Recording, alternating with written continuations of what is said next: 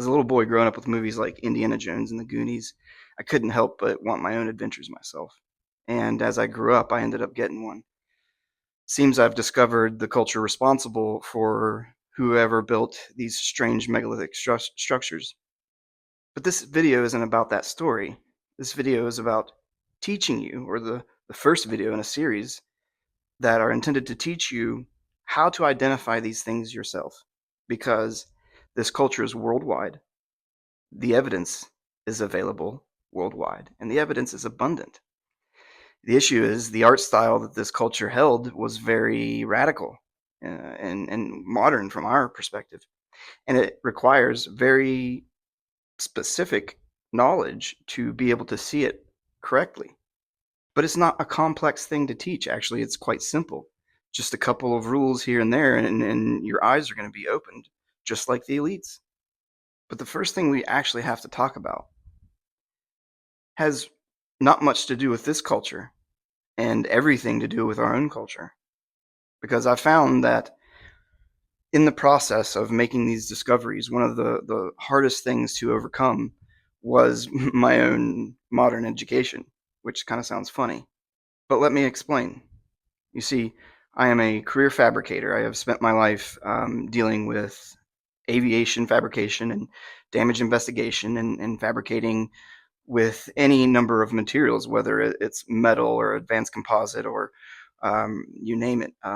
And I have learned a very specific set of skills over the past 20 years that it's pretty scientific. You know, there's a certain way that things fall apart, and it doesn't really change across the board. There's a certain way that materials act, and there's a certain way that things wear and tear, and so on and so forth. And uh, you can paint very clear pictures of incidences during investigations, and so I have that knowledge in one category, let's say, or one side, and on the other side is what we have generally been taught over the history of our education. The things like the earth is so many millions of years old.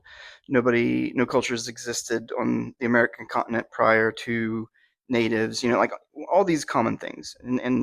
Um, and as I started to find this stuff, it really contradicted everything that I had been taught.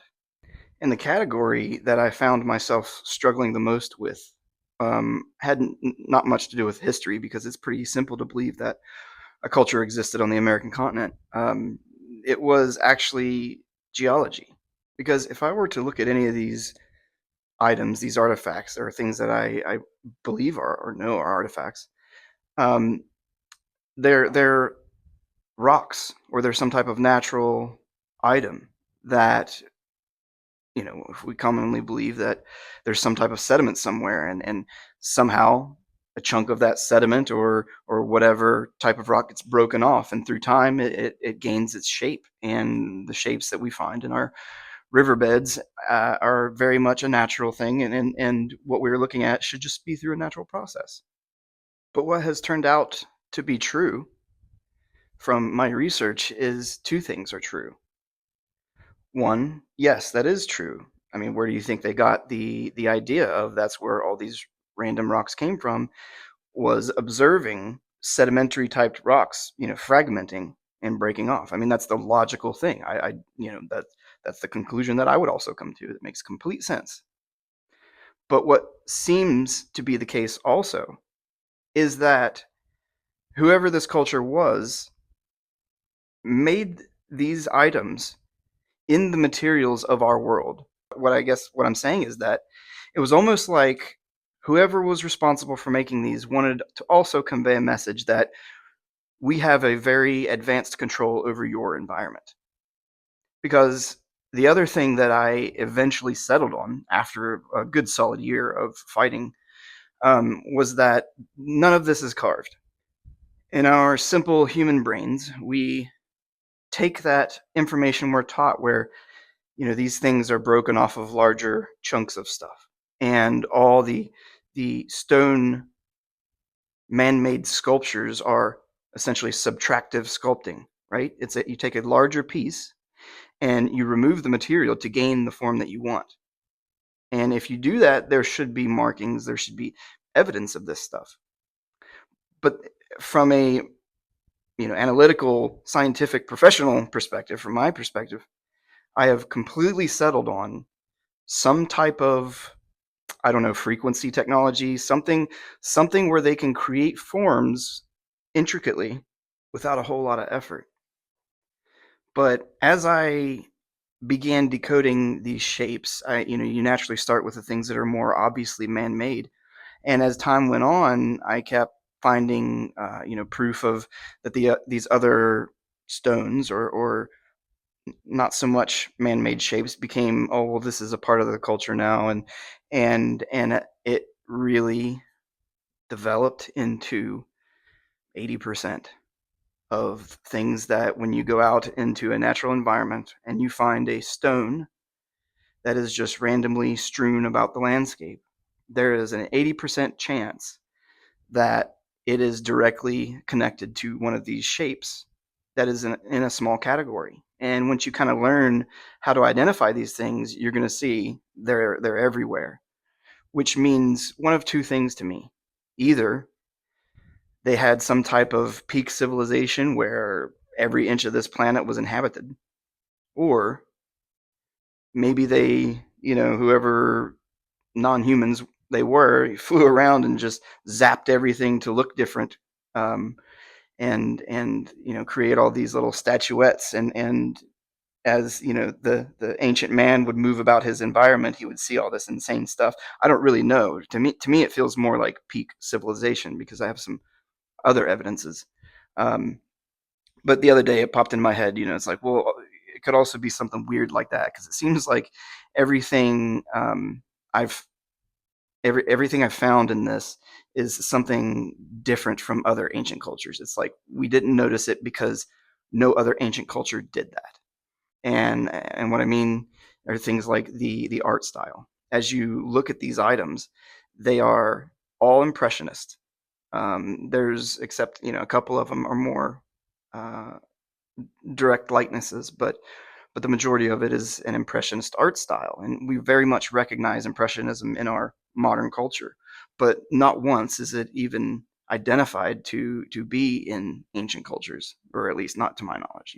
But what do I know? But nothing that I can find attributes impressionism to anything but a modern situation. And so that's one of the reasons why we don't see a lot of these things. So what these rock hounds are picking up, or what these rock and mineral collectors are collecting, these very interesting looking pieces, are these art pieces. The other real big reason why we don't see these things is because we've been taught that they don't exist. This is a stone very similar to one that I saw when I was a child. I remember picking up a little stone about this size and thinking, "Holy cow, that thing definitely looks like a snake." And it was in such a good way that it had to. In my mind, it was like it was carved, and then I talked myself out of it because it can't be. It can't be so because it's just natural geology, and it's just a coincidence that it was formed that way. And I talked myself out of it, and that's what happens with a lot of this stuff. With me, I had a hard time accepting that certain things were artifacts because of other evidence that it led to that. But we were taught, no, this is just a natural stone. This is just a natural agate. They have no significance beyond they broke off their main body of sediment and tumbled interestingly and ended up in this spot. Like that's really what we're supposed to believe. And often we talk ourselves out of the interesting stuff because of that other factor. So on one hand, you have their strange art style that we um, don't allow ourselves to attribute to any ancient culture. And on the other hand, we have our complete education that says, in no way possible are any of these artifacts. So the first big thing that needs to be learned is you have to unlearn how you look at these things. What prevents you from seeing things as they truly are is that we put them inside of a box. And when they don't fit in the box, it's not allowed to be. You have to get rid of the box, and you have to think outside it. Because that was my biggest constraint in, discovering these things. I could have gotten so much further, so much faster if it wasn't for that. It is so powerful, how much it retards your progress. And once I overcame that, it was like, whew, man, like I could see it everywhere. I knew what was what. Everything made sense. It all clicked. It was simple. It was very simple. And so the intention of this first video is simply, as you embark on this little journey, is to begin to look at things differently first. And if you do not believe in anything that I'm saying, you just want to see just in case, look at it as a thought experiment. Okay? Look at it as if geology can be two things, that our world is half a mixed up mess and half an ancient culture that liked rock stuff and minerals. And if you begin to look at things that way, then the things that are not so obvious will begin to jump out at you. Let me give a quick example. This is a Michigan float copper nugget. And if you look at it, it doesn't look much different than any other, gold nuggets, actually. In fact, they're very similar to this. It'll just be some type of blob, But when you see things like this that are similarly made, or they appear similarly, due to its material, you automatically say it is nothing because it's aluminum. It doesn't belong to anything, besides something 1850 and later. Oh, look at that. This is very much a part of this culture. And the reality is, two things are true. There are gold veins inside of mountains that are formed naturally. But there are also gold nuggets that were former statue fragments, similar to these copper ones. Because all those pieces that you see in front of you that are on stands, except one, they're all Michigan copper. And when you learn how they are meant to be displayed, they come to life, and you begin to see all kinds of neat things going on. So as you begin to analyze the world around you, understand that two things are true. Rocks do break off of sedimentary deposits, just like we're taught. But also, there was an advanced culture that thoroughly enjoyed making things out of our natural materials in an impressionist form. And the reality is, there is more of that than there is of natural sedimentary rock breaking off. All the examples we have of those sedimentary rocks breaking off of other larger bodies, it's like they don't travel far at all. You can see like the deposits right there, and everywhere in the general vicinity, but not much further. But yet, I'm in West Virginia finding all kinds of bizarre minerals and geodes and things that I understand to not be natural to this environment, but they're there. But when you accept that two things can be true, that things are formed naturally, but also a culture formed these things unnaturally in natural materials, that's essentially what we're saying here. I guess a good way to look at it is, cubit zirconia, the fake diamond, an engineered diamond. All we are looking at is engineered versions of natural materials, to include some unnatural materials like aluminum. Whatever that is. It's pretty cool.